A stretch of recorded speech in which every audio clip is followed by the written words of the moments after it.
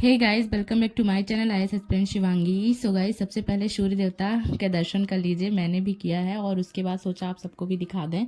फिर गाइस मैं बैठूंगी अपनी स्टडी करने। और गाइस जैसा आप सबको पता है कि पीटी में एक एक दिन डेली कम होता जा रहा है। हर एस्पिरेंट के दिल में यही सवाल है कि इतना इकट्ठा कर लें, कितना कर लें, क्या कर लें, ऐसा है ना कि हमारी तैयारी पूरी हो जाए। सब लोग मुझसे पूछते भी हैं कमेंट में कि दीदी आपका क्या मेंस की तैयारी हो गई है, दीदी आपके सिलेबस कितने कंप्लीट हो गए हैं, कैसे क्या ही चीज़ें हैं, आप किस तरीके से प्रिपेयर कर रहे हो, करेंट अफेयर कहाँ से कर रहे हो, कैसे किए हो। और फिर सी सेट को लेकर या फिर जीएस को लेकर बहुत सारे क्वेश्चन हैं सबके। तो मैं अपने इस ब्लॉग में सारे क्वेश्चन के आंसर देने की कोशिश करूंगी। एंड मैं क्या कर रही हूँ इस टाइम पे, मैं आप सबको सारी चीज़ें शेयर करूंगी आप सबके साथ। तो गाइस जितने भी लोग अभी बिल्कुल नए हैं मेरी इस वीडियो में, लास्ट तक जरूर बने रहिएगा। और जो लोग भी नए हैं प्लीज़ चैनल को सब्सक्राइब जरूर कर दीजिएगा।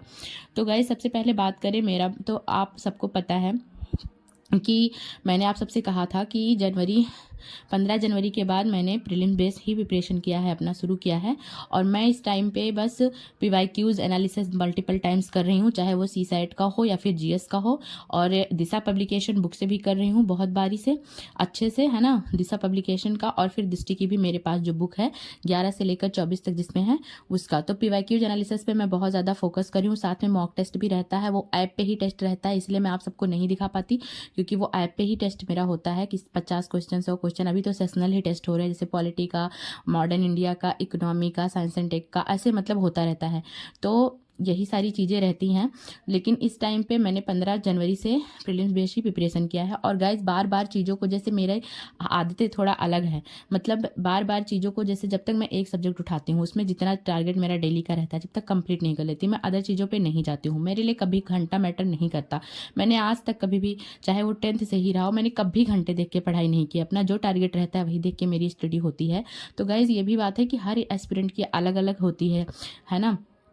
किसी का रहता है भाई, कोई ज़्यादा देर तक बैठने की किसी की आदत नहीं रहती है, कोई बहुत लंबे समय तक बैठ जाता है। तो हर एस्पिरेंट का अलग अलग होता है, स्ट्रेंथ एंड वीकनेस दोनों। तो गाइज ये कुछ मेरा तरीका रहता है।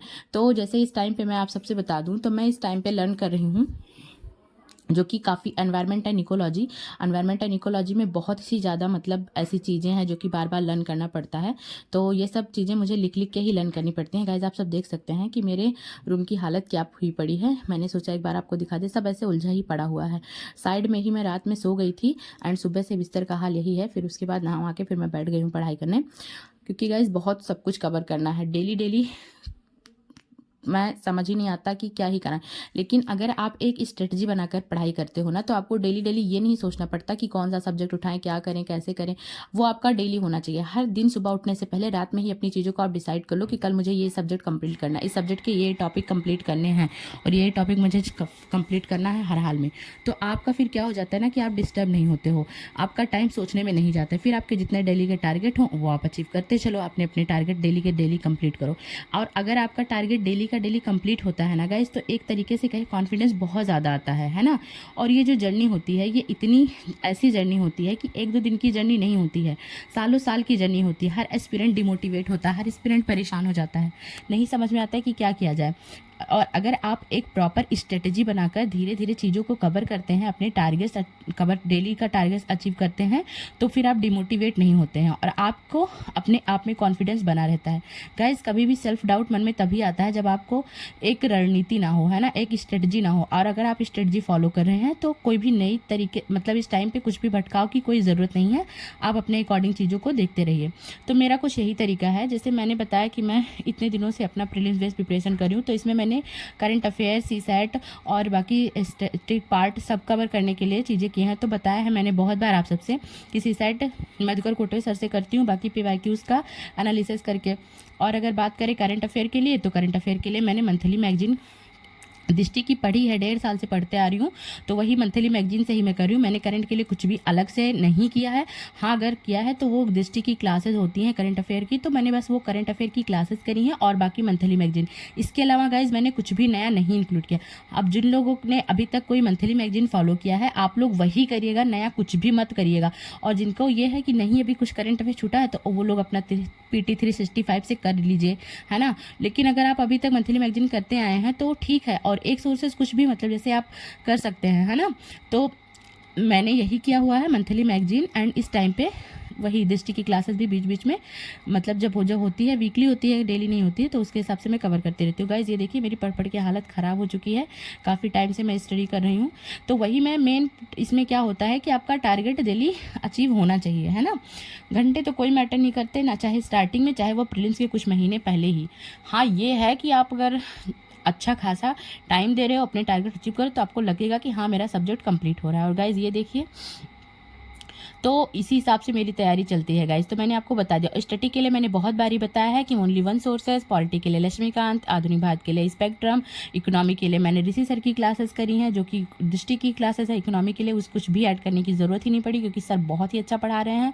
तो मतलब उनकी अभी कुछ क्लासेस बची हुई हैं जो कि चलती रहती हैं, 2-4 क्लासेस और बची हुई है इकोनॉमी की। तो कुछ ये तरीका रहता है मेरा, स्टैटिक का हो गया, करंट अफेयर का हो गया और सीसेट का। और गाइज इस टाइम पे मतलब जैसे मैंने अभी तक एनवायरमेंट एंड इकोलॉजी किया था, उसमें करंट के भी कुछ टॉपिक कंप्लीट करें, जैसे स्पीसीज हो गया, सारी चीज़ें तो मुझे करना था। अब यहाँ पे मैं लेके बैठी हूँ, जैसे कि मैंने आप सभी से कहा कि इकोनॉमी के कुछ टॉपिक ऐसे हैं जो सर की क्लासेस हुई थी वो रिवीजन करना था, एंड करंट का कुछ चीज़ें थी जो कि मैं रिवीजन कर रही थी। तो गाइज सबसे ज़्यादा अगर यूपीएससी में मुझे लगता है किसी भी चीज़ का रोल है तो वो हर वीडियो में कहती हूँ, आज भी कह रही हूँ, पीवाईक्यूज़ एनालिसिस करना बहुत ज़्यादा ज़रूरी है ना। जितना आप पीवाईक्यूज़ के चारों ऑप्शन को एनालिसिस करते हो, आपका उतना माइंडसेट यूपीएससी की तरह सोचने लगता है, काम करने लगता है, क्योंकि यूपीएससी का माइंडसेट आपको समझना है इस पेपर में, और कुछ भी नहीं है। वही चीज़ें जिसको सिलेबस और के साथ पीवाईक्यू समझ में आ जाता है उसके लिए, क्योंकि उसने कोई अपनी बुक नहीं बनाई है, उसने कुछ भी नहीं दिया, एक सिलेबस दे दिया है, उसी में से क्वेश्चन वो बनाता है और डालता रहता है। तो गाइस यही सारी चीज़ें हैं मुझे जो कि आप सबसे शेयर करनी रहती हैं, और मैं डेली कोशिश करती हूँ, बट कभी कभी ऐसा हो जाता है कि टाइम नहीं मिल पाता है। तो जिस दिन भी जैसे भी होता है टाइम का, इस टाइम पे मतलब पीवाईक्यूज़ क्वेश्चन प्रैक्टिस जितना आप कर पाओ, है ना, क्योंकि प्रैक्टिस बहुत ज़्यादा। तो 2 ही चीज़ मैं इस टाइम पे फॉलो कर रही हूँ, वो रिवीजन और प्रैक्टिस। तो बाकी मैंने आप सबको बता दिया कि करंट के लिए क्या कर रही हूँ, एंड सीसाइट के लिए और स्टैटिक के लिए क्या। इस टाइम पे मतलब रिवीजन कहते हैं ना कि अगर आपके पास मटेरियल ही बहुत ज़्यादा होगा तो आप उसका रिवीजन नहीं कर पाएंगे, और अगर रिवीजन नहीं कर पाएंगे तो फिर कोई मतलब नहीं होगा। और जितना मल्टीपल टाइम्स आप रिवीजन करते जाएंगे उतना चीज़ें आपके माइंड में सेफ होती जाएंगी। तो रिवीजन करिए एंड पीवाईक्यूज़ एनालिसिस करिए और मॉक टेस्ट दीजिए। रिवीजन प्रैक्टिस यही करते रहिए, है ना। और अगर आपका कोई सब्जेक्ट है जो कि छूटा हुआ है, नहीं कवर हुआ, उस सब्जेक्ट को अच्छे से कवर करिए, अच्छा खासा टाइम देकर कवर करिए। तो मेरा कुछ यही तरीका रहता है गाइज। बाकी मुझे बीच बीच में ब्रेक लेने की आदत है, मैं 10-10 15-15 मिनट का ब्रेक लेती रहती हूँ। कभी चाय बना के पी लिया, कभी मम्मी के पास बैठ गई, कुछ मतलब 10-10 मिनट का ब्रेक लेती रहती हूँ। बाकी मैं कंटिन्यू स्टडी करती हूँ, क्योंकि अब इतना टाइम भी नहीं है ना कि अच्छा खासा रेस्ट लिया जाएगा। तो अपना हर इंसान का अकॉर्डिंग अपनी चीज़ों, कुछ लोग को दिन में बहुत अच्छा से समझ में आते हैं, किसी को रात में। तो आप किसी भी टाइम पढ़िए, वो मैटर नहीं करता, बस आपको पढ़ना है, पढ़िए। और गाइज जितने भी लोग वीडियो में प्लीज़ वीडियो को लाइक करिएगा, चैनल को सब्सक्राइब करिएगा। फिर नेक्स्ट वीडियो में मिलते हैं।